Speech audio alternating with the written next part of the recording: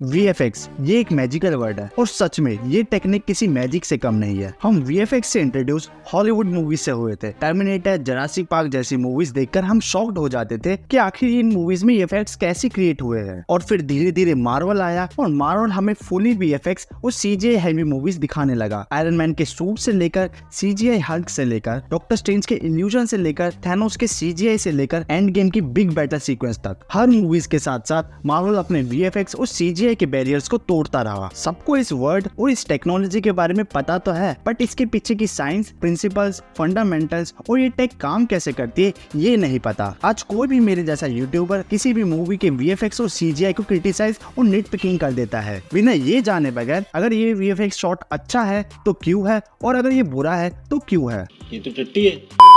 अच्छे VFX और बुरे VFX का रीजन क्या है? सबको VFX वर्ड और इस टेक्नोलॉजी के बारे में पता तो है। बिना VFX की पाइपलाइन जाने बगैर, बिना प्रोडक्शन और पोस्ट प्रोडक्शन के जाने बगैर, बिना VFX और CGI के बेसिक डिफरेंस के जाने बगैर, बिना ये जाने कि VFX और CGI आर्टिस्ट को कितने एक्सटेंसिव वर्क आवर्स में असाइन टास्क कंप्लीट करना होता है। खैर, ये तो मुझ जैसे VFX और CGI आर्टिस्ट का दुख है। मेरे इस दुख को साइड में रख के वीडियो के टॉपिक पर बात करते हैं और बात करेंगे मार्वल के अब तक के VFX के बारे में, बैड VFX के बारे में। So without any wasting of time, let's start.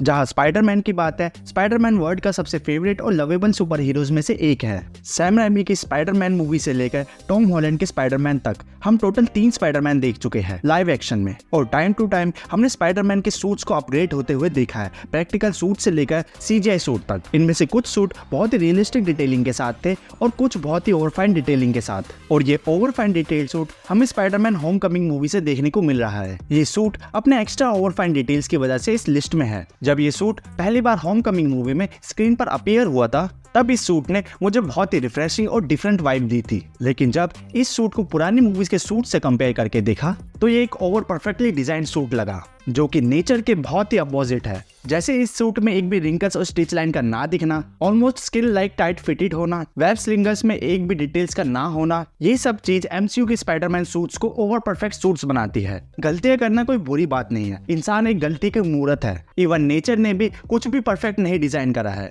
हमारी बॉडी और हमारा फेस भी एसिमेट्रिकल है और यहाँ तक कि चांद पे भी दाग है। ऐसे कुछ ज्यादा नहीं हो गया।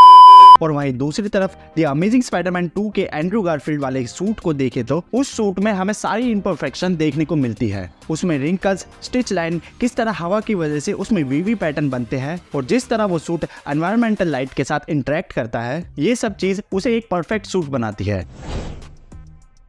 आयरन मैन MCU का फाउंडिंग सुपर हीरो है जिसने इस यूनिवर्स की फाउंडेशन एस्टेब्लिश करी। 2008 के मार्क 1 सूट से लेकर नैनोटेक सूट तक की जर्नी बहुत ही इंसेन रही। हर मूवीज के साथ आयरन मैन के सूट्स और सूट अप सीन्स अपग्रेड होते गए और हर सूट अप सीन्स मूवीज के हाईलाइट हुआ करते थे। कुछ सूट अप सीन्स मैकेनिकली बहुत ही शानदार रहे। जैसे ही नैनोटेक मार्वल में इंट्रोड्यूस हुआ तभी से ही आयरन मैन के सूट अप सीन्स फेक लगने लगे और इनकी शुरुआत कैप्टन अमेरिका सिविल वॉर से स्टार्ट हुई। अब जैसे इन्फिनिटी वॉर के इस सूट अप सीन को देखो, ये fully digitally suit up scene है, क्योंकि जिस तरह मार्वल स्पाइडरमैन के सूट्स फुली डिजिटली क्रिएट करने लगा उसी तरह आयरन मैन के सूट्स भी फुली डिजिटली क्रिएट होने लगे। और स्पाइडरमैन सूट्स की तरह ये सूट भी बहुत ही ओवर परफेक्ट सूट था। सूट्स में कोई भी इम्परफेक्शंस ना दिखना, ना कोई मेटल स्क्रैचेस, ना ही कलर वेरिएशन और ना ही पेंट पील का ना दिखना और ना ही सनबर्न का ना दिखना, इसे एक फेकिश सा लुक देते हैं। और जब से ये नैनोटेक MCU में इंट्रोड्यूस हुआ है तभी से ही इस टेक का ओवर यूज होने लग गया है। MCU की हर मूवीज में स्पाइडरमैन सूट्स, ब्लैक पैंथर के सूट्स, एंटमैन के सूट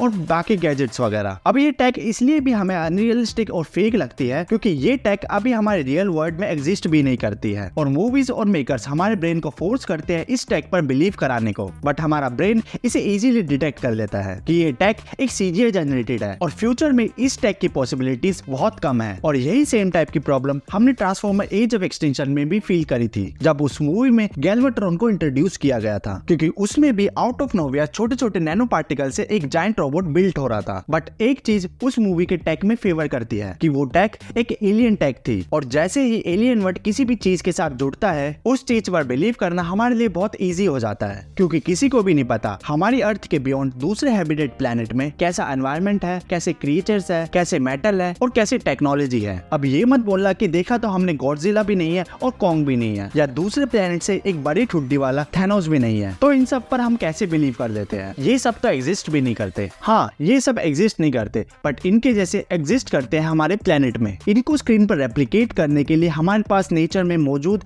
पहले से ही रेफरेंसेस है, जैसे गॉडजिला के रेफरेंस एक छिपकली या मॉनिटर लिजर्ड है, कॉन्ग का रेफरेंस ऑब्वियसली एक गोरिल्ला है, और थैनोस का रेफरेंस हम ह्यूमंस है। और एलियन तो हम जैसे मर्जी क्रिएट कर सकते हैं, बस उस पर बेसिक फिजिक्स अप्लाई होनी चाहिए। शी हल्क ये एक ऐसा कैरेक्टर है जिसे किसी ने भी नहीं मांगा था, और ये कैरेक्टर तब इंट्रोड्यूस हुआ जब मार्वल अपने पीक दौर पे था, नीचे से। शी हल्क का बजट $225 मिलियन था, जो फर्स्ट एवेंजर मूवी से सिर्फ 5 मिलियन ज्यादा था। और तब भी शी हल्क का CGI 12 साल पहले आई मूवी के हल्क के CGI से बहुत ज्यादा लो क्वालिटी का था। शी हल्क के CGI की मेन प्रॉब्लम उसका ग्रीन कलर था, जो कि बहुत ही सैचुरेटेड था। अगर हल्क के कैरेक्टर से कंपेयर करें तो उसमें की स्किन डिटेल्स की बहुत कमी दिखती है, पोर्स, रिंकल्स, क्रो फीट वगैरह।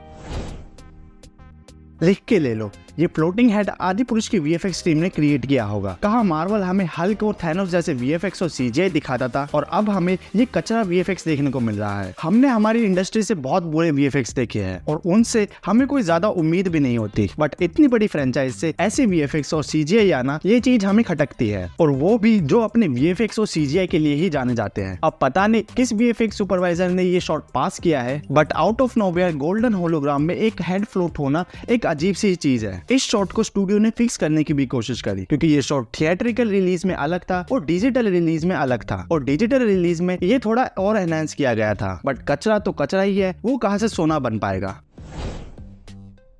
एक अच्छी ब्लैक विडो मूवी हम सब डिजर्व करते थे, क्योंकि इस फीमेल सुपर हीरो को हम मार्वल के इनिशियल फेज से देख रहे थे, और ये MCU की फर्स्ट फीमेल सुपर हीरो थी। बट केविन चाचा ने ब्लैक विडो को छोड़ एक ओवररेटेड एक्सप्रेशनलेस एक्टर को कास्ट करके हमें MCU की first female super hero movie दी, और बाद में इन्होंने हम फैंस को ब्लैक विडो मूवी तो दी, बट इस मूवी को रिलीज करके इन्होंने बस अपना बर्डन उतारा था, और हम पर एक एहसान किया था। सबसे पहले इन्होंने मूवी को कोविड के टाइम रिलीज किया, जिससे मूवी के बॉक्स ऑफिस पर इसका काफी नेगेटिव इफेक्ट देखने को मिला, और फिर थोड़े दिनों में ही मूवी को डिज्नी प्लस पर रिलीज कर दिया, और डिज्नी प्लस पर रिलीज होते ही मूवी अपने बैड VFX की वजह से लाइमलाइट में आ गई। हम सबको पता है मोस्टली हैवी VFX और super hero movies green screen पर ही शूट होती है, और कुछ सीन्स के लिए प्रैक्टिकल सेट पीसेस क्रिएट होते हैं, बट इस मूवी के एक छोटे से सीन ने मूवी में काम कर रहे VFX आर्टिस्ट, रोटो आर्टिस्ट और VFX स्टूडियोज के प्रोजेक्ट को लेकर सीरियसनेस की पोल खोल कर रख दी। और इस इंजन एक्सप्लोजर सीन में हमें एविडेंटली पता चलता है कि इसमें क्रोमा रिमूवर और बाकी पोस्ट प्रोसेस की भारी कमी है, और यहाँ तक कि इसमें वायरिंग वर्क भी अच्छे से नहीं हुआ है। हमें क्लियरली पता चलता है कि फ्लोरेंस प्यू के कैरेक्टर को वायरिंग की मदद से पीछे की तरफ खींचा गया है। ब्लास्ट की वजह से वो पुश हमें फील ही नहीं हो पाता, अच्छे से नहीं हुआ है। हमें क्लियरली पता चलता है कि फ्लोरेंस प्यू के कैरेक्टर को वायरिंग की मदद से पीछे की तरफ खींचा गया है। ब्लास्ट की वजह से वो पुश हमें फील ही नहीं हो पाता। तो ये थे मार्वल के टॉप 5 बैड VFX और CGI की लिस्ट। कमेंट में आप मुझे बताओ, क्या आप इस लिस्ट से एग्री करते हो, या आपके अकॉर्डिंग इस लिस्ट में कोई दूसरा बैड VFX और CGI शॉट इंक्लूड होना चाहिए था? उसे मेंशन करना मत भूलना। वीडियो पसंद आए तो लाइक करना,